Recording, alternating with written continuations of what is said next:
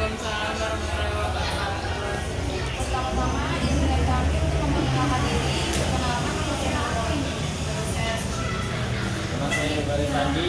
Jadi di sini kami akan membahas tentang konsep saluran distribusi produk. Yaitu yang pertama saluran distribusi adalah proses menyalurkan sejumlah barang atau produk melalui tahapan dari produsen atau konsumen. Yaitu ada saluran distribusi. Saluran distribusi kemudian digunakan oleh perusahaan agar tingkat produksi produknya bisa sampai ke pelanggan atau pembeli dengan baik. Dan berikut definisi saluran distribusi menurut beberapa ahli. Yang pertama yaitu Philip Porter, yang kedua Warren J. Kagan, yang ketiga Anthony, dan yang keempat Sally Sayer.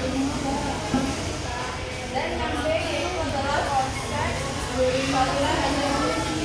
Saluran merupakan sekelompok lembaga yang ada di antara berbagai lembaga yang mengadakan kerjasama untuk mencapai suatu tujuan.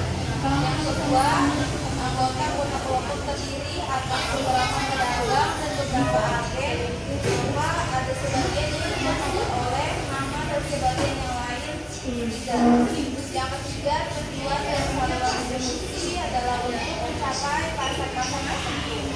Dan yang ketiga, dari saluran distribusi dalam menyalurkan produknya, produsen memiliki cara yang berbeda, yaitu produsen menjual langsung ke pelanggan atau konsumen. Terdapat beberapa alternatif jenis saluran yang dapat digunakan berdasarkan jenis produk dan segmen pasarnya, yaitu saluran distribusi barang konsumsi, yaitu ada produsen konsumen dan produsen pengajar konsumen. Dan ada produsen pedagang besar, produsen konsumen, produsen agen konsumen, dan agen pedagang besar pengajar konsumen. Dan yang kedua yaitu saluran distribusi barang industri. Saluran distribusi barang industri juga mempunyai kemungkinan atau kesempatan yang sama bagi setiap produsen untuk menggunakan kantor atau cabang penjualannya. Ada 4 macam saluran yang dapat digunakan untuk mencapai pemakaian industri, yaitu produsen pemakai industri, produsen distributor industri pemakai industri, produsen agen pemakai industri, produsen agen distributor industri pemakai industri. Selanjutnya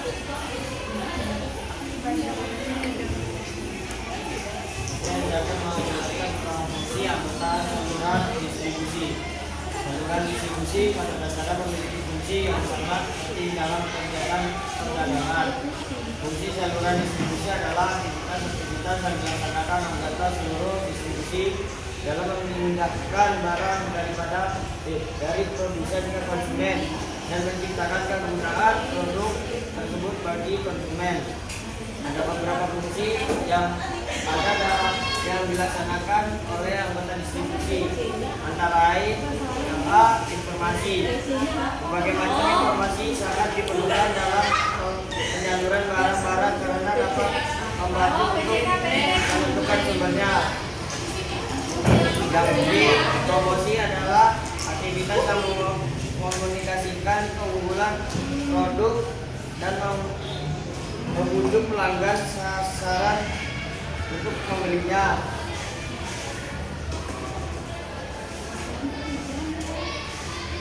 Yang C, negosiasi.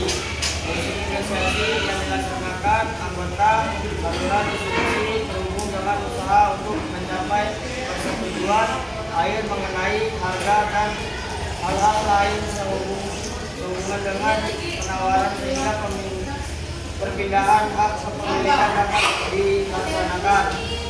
Yang D, pemesanan merupakan komunikasi seluruh saluran ke belakang mengenai minat membeli oleh anggota seluruh pemasaran ke produsen.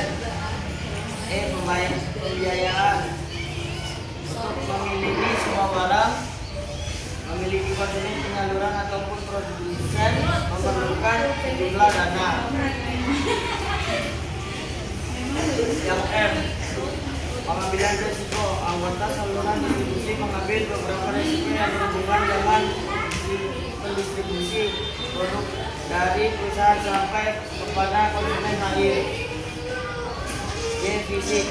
Anggota hubungan distribusi mengatur kesinambungan penyimpanan dan pergerakan produk fisik dari bahan mentah sampai ke pelanggan akhir. H. Pembayaran. Menurut Sarudin 2002, pembayaran adalah arus pembayaran atau uang kepada penjual atas jasa atau produk yang telah diserahkan. I. Kepemilikan. Menurut Sarudin 2002, kepemilikan yaitu arus kepemilikan dari suatu lembaga pemasaran ke lembaga lain. Yang ketiga, faktor-faktor yang dipertimbangkan dalam menulis saluran distribusi. Karena fungsi dan antara saluran distribusi yang begitu paling penting, maka produsen harus mempertimbangkan berbagai macam faktor yang berpengaruh dalam pemilikan saluran distribusi. Hal-hal yang perlu dipertimbangkan perusahaan dalam memilih saluran distribusi yang penting: pertimbangan pasar, pertimbangan produk, pertimbangan perusahaan, dan pertimbangan lantaran pergi pada penjelasan pertimbangan pasar. Pada dasarnya saluran distribusi sangat dipengaruhi oleh pola pembeli dan konsumen. Yang kedua, pertimbangan produk. Karakteristik produk mempengaruhi pemilihan saluran distribusi dilihat dari standar cepat, tuntunan layanan, dan harga per unit. 1. Nilai unit. 2. Besar dan berat barang. 3. Mudah rusaknya barang. 4. Sifat teknis. 5. Barang jadi dan pesanan. 6. Luasnya ini produk. C. Pertimbangan perusahaan. Dari segi perusahaan, faktor-faktor yang dipertimbangkan sebagai berikut: 1. Sistem pembelanjaan. 2. Pengalaman dan kemampuan manajemen, pengawasan pengalaman, 3. Pelayanan yang diberikan oleh penjual. Yang keempat, pertimbangan perantara, yaitu 1. Pelayanan yang diberikan oleh perantara. 2. Penggunaan perantara. 3. Sikap perantara terhadap kebijakan produsen. 4. Peluang penjual. 5. Biaya. Sekian dari kami. Wassalamualaikum warahmatullahi wabarakatuh. Waalaikumsalam.